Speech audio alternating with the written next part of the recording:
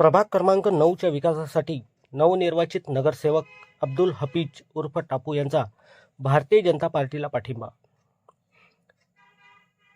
प्रभाग क्रमांक 9 मधील सर्वांगीण विकास हा दृष्टिकोन ठेवून नवनिर्वाचित नगरसेवक अब्दुल हफीज उर्फ टापू यांनी भारतीय जनता पार्टीला पाठिंबा दिला आहे। अब्दुल हफीज उर्फ टापू यांनी भाजपच्या नगरपालिकेतील सत्तेला बिनशर्त पाठिंबा जाहीर केल्याने राजकारणात नवी चर्चा रंगली आहे। वणी नगर परिषद निवडणुकीत भारतीय जनता पार्टीला स्पष्ट बहुमत प्राप्त झाला आहे। त्यातच आता अपक्ष नगरसेवकांचा पाठिंबा मिळवण्यातही पक्षाने यश मिळवले आहे।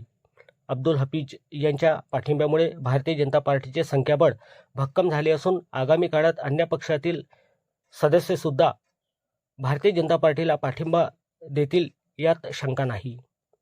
राजकारणापेक्षा विकास महत्त्वाचा अशी भूमिका घेत अब्दुल हफीज यांनी सत्ताधारी भारतीय जनता पार्टीला पाठिंबा दिला आहे। त्यामुळे दुसरा अपक्ष उमेदवारही विकासासाठी भाजपच्या दावणीला लागणार का असा प्रश्न उपस्थित होत आहे।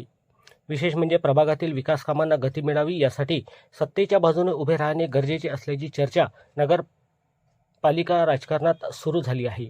या घडामोडीमुळे विरोधकही प्रभागातील विकास कामांसाठी सत्तेच्या बाजूने झुकणार का याकडे सर्वांचे लक्ष लागले आहे।